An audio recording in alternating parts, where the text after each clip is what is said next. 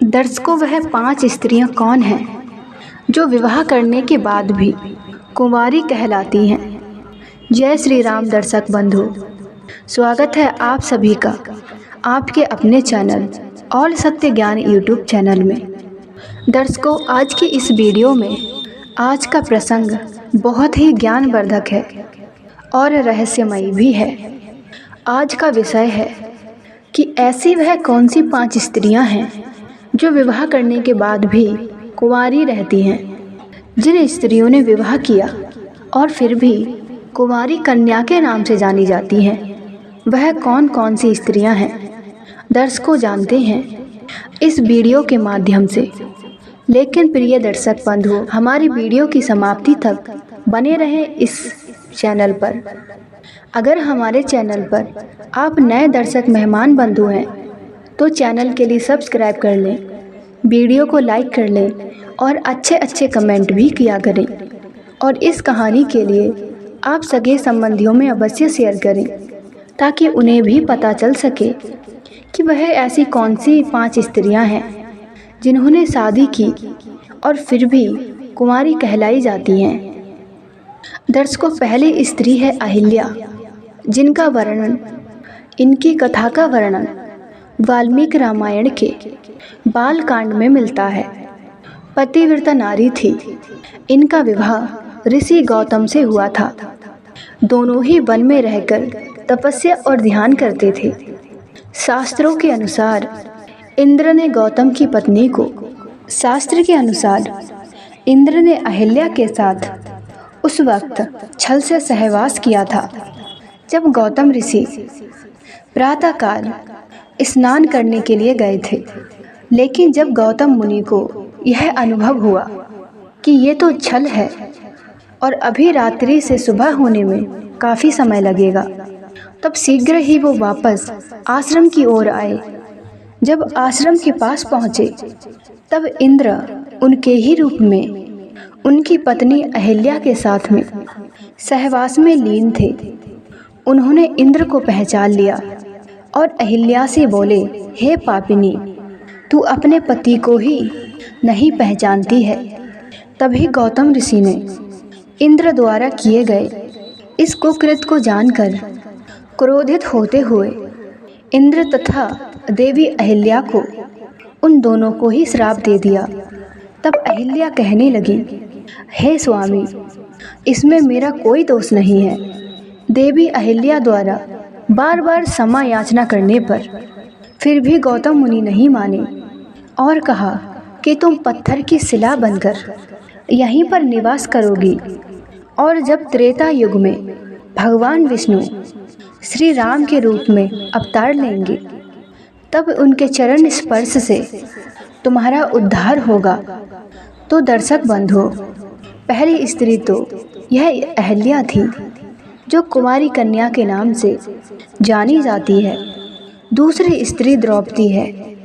कहते हैं कि द्रौपदी का जन्म एक यज्ञ से हुआ था, इसीलिए उन्हें यागिनी कहा जाता था। द्रौपदी को पंच कन्याओं में शामिल किया गया है। द्रौपदी बहुत ही धीरजवान और पवित्र स्त्री थी। महाभारत काल में 5 पांडवों की पत्नी थी। द्रौपदी के वस्त्र हरण प्रकरण में श्री कृष्ण ने द्रौपदी की लाज बचाई थी। दर्शकों, दूसरी कुंवारी कन्या द्रौपदी ही जानी जाती हैं। दर्शकों, तीसरी कन्या थी तारा, जो कि एक अप्सरा थी जो समुद्र मंथन के दौरान निकली थी। वाली और सुशेष दोनों ही इन्हें अपनी पत्नी बनाना चाहते थे। उस समय निर्णय हुआ कि जो तारा के बमंग में खड़ा है वही उसका पति है और जो दाहिने हाथ की ओर खड़ा है वही उसका पिता होगा। इस तरह बाली का विवाह तारा से हो गया। बाली के बाद उसकी पत्नी तारा, उसको बहुत दुख हुआ। तारा एक अप्सरा थी। बाली को छल से मारा गया था। यह जानकर उनकी पत्नी तारा ने भगवान श्री राम को कोसा और उन्हें श्राप दे दिया। श्राप के कारण भगवान श्री राम अपनी पत्नी सीता को पाने के बाद उन्हें जल्द ही खो बैठेंगे। यह तारा ने श्राप दे दिया। और उसने ये भी कहा अगले जन्म में उनकी मृत्यु उनके पति बाली के द्वारा ही होगी। अगले जन्म में भगवान विष्णु ने श्री कृष्ण के रूप में जन्म लिया था और उनके इस अवतार का अंत एक शिकारी उसके द्वारा हुआ था जो कि बाली का ही रूप था। यह दूसरा जन्म था। तो दर्शक बंधुओं, तीसरी स्त्री यह तारा थी। तो आइए दर्शक बंधुओं, अब जानते हैं चौथी स्त्री के बारे में। दर्शकों, चौथी स्त्री का नाम कुंती था। यदुवंशी राजा सूर्यसेन की प्रथा नामक कन्या और वसुदेव नामक एक पुत्र था।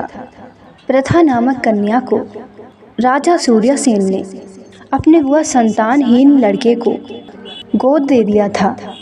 कुंती भोज ने इस कन्या का नाम और उनका नाम कुंती रखा। इस कारण से कुंती अपने असली माता पिता से दूर रही। जैसे दशरथ ने अपनी पुत्री शांता को अंदेश राजा रूपत को गोद दे दिया था। कुंती अपने महल में आए महात्माओं की बहुत सेवा किया करती थी। एक बार बाहर ऋषि दुर्वासा पधारे और कुंती की सेवा से प्रसन्न होकर ऋषि दुर्वासा ने कहा, हे पुत्री, मैं तुम्हारी सेवा से अत्यंत प्रसन्न हूँ, अतः मैं तुम्हें एक ऐसा मंत्र देता हूँ जिसके प्रयोग से तुम जिस भी देवता का स्मरण करोगी वह तत्काल तुम्हारे सामने प्रकट हो जाएगा और तुम्हारी मनोकामना के लिए पूर्ण करेंगे। इस प्रकार कुंती को एक अद्भुत मंत्र मिल गया। कुंती का विवाह हस्तिनापुर के राजा पांडु से हुआ था। कर्ण सहित कुंती के युधिष्ठिर, अर्जुन भी और नकुल, सहदेव, इनके 6 पुत्र थे। दर्शक बंधुओं, माता कुंती को चौथी कुमारी के नाम से जाना जाता है। दर्शकों, 5वीं और आखिरी स्त्री है मंदोदरी। मंदोदरी को पंच कन्याओं में चर कुमारी के नाम से इस नाम से भी जाना जाता है। मंदोदरी राज मायासुर के पुत्री थी और मंदोदरी की माँ हेमा एक अप्सरा थी। दर्शकों, अप्सरा की पुत्री होने के कारण मंदोदरी अत्यंत सुंदर थी, साथ ही वह आधी दानव भी थी। भगवान शिव के वरदान के कारण मंदोदरी का विवाह रावण से हुआ था। मंदोदरी ने भगवान शिव से वरदान मांगा था कि उनका पति धरती पर सबसे विद्वान और शक्तिशाली हो। मंदोदरी को रावण से कई बलवान पुत्र प्राप्त हुए। तो प्रिय दर्शक बंधुओं, यह है 5वीं स्त्री मंदोदरी, जिसे कुमारी कन्या भी कहा जाता है। कुमारी कन्या के नाम से हमारे इतिहास में जाना जाता है और हमारे समाज में इनका सम्मान से नाम लेते हैं। तो दर्शक बंधुओं, अगर आपको यह 5 कन्या पता चली हो कि यह कन्याएं शादीशुदा होने के बाद भी कुमारी कहलाई जाती थी। अगर आपको यह छोटी सी कहानी और जानकारी पसंद आई हो तो वीडियो के लिए अवश्य लाइक कर देना और कमेंट में जय श्री राम अवश्य लिख देना। तो दर्शक बंधुओं, मिलते हैं ऐसी ही ज्ञान चर्चा के साथ में नेक्स्ट वीडियो में। तब तक के लिए हर हर महादेव।